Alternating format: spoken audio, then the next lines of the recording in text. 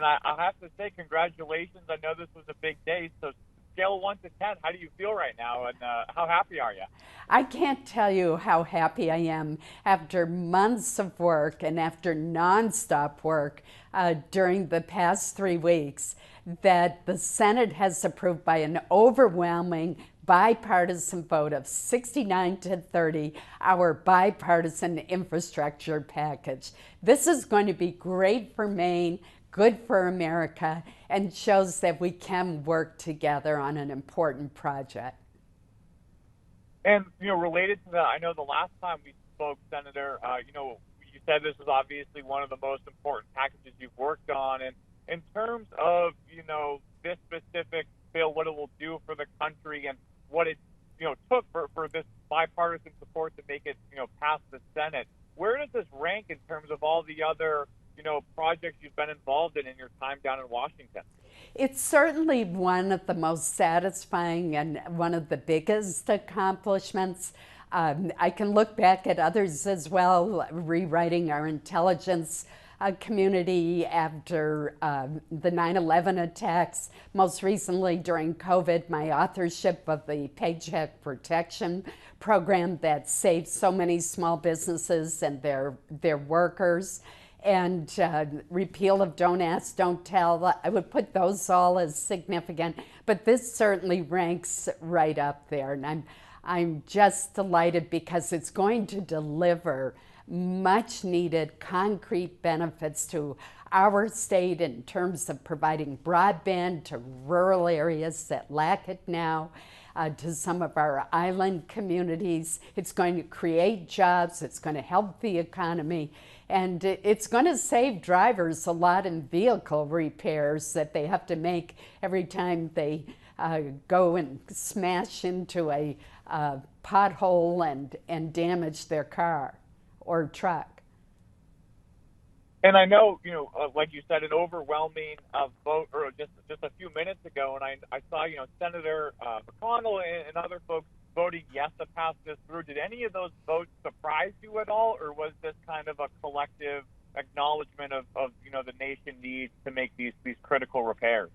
As you can imagine, we have been working with individual senators very intensively to make sure that we had the votes. So there were no big surprises to me on the votes. I was very glad that Lindsey Graham, who was a supporter and has been recuperating from COVID, was cleared by the doctor to come vote today. So that was the only one that I didn't know whether he'd be able to make it in.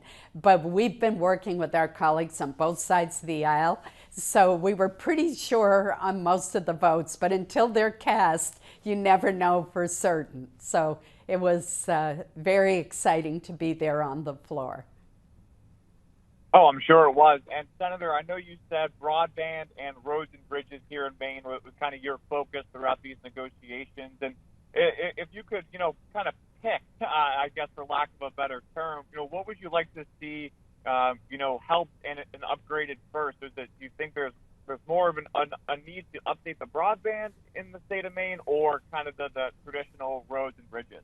Well, fortunately, we're going to be able to do both at the same time. But in terms of significance, I would point to the $65 billion for broadband expansion, because there's so many areas of our state that either lack access to high-speed internet services altogether, or what internet services that they have are unreliable and too slow. And that affects jobs. Employers won't locate in areas where they don't have access to high-speed internet. In many cases, that's becoming a requirement. So I think that investment will not only help us connect families and friends and coworkers and expedite telemedicine services to those seniors who are homebound, for example, but it will also spur the creation of new jobs in more rural areas of our state, and I'm very excited about that. Second, I would say we have 315 bridges in Maine that are rated in poor condition. We all know bridges that get posted and you have to do lengthy detours. That's inconvenient for families. It discourages tourism, and it also makes it difficult for manufacturers to ship their goods to market. So that has an impact on us as well. And Senator, the last thing for you, I know when we've spoken multiple times about this package, a big thing was you said that the American people need to, restore trust in the, the congressional process and everything. And I know this is just one part of the Biden administration's plan for the next few years. So how should the American people feel right now? And is this a sign for the times to come with this Congress? This achievement shows that we can overcome the hyper-partisanship that has led to political gridlock too often in Washington. It shows that we can work together and negotiate a package among ourselves, Democrats and Republicans in the Senate, but also with the administration. And I think that's important. The president called me yesterday to thank me for my work on the package, and I am hopeful that we can do more. Unfortunately, what's coming up next is an unaffordable, huge package that will break down on party lines. But I hope that we can get the House to pass the infrastructure package quickly and send it to the president's desk. And then we'll certainly be looking for other issues where we can forge a bipartisan consensus.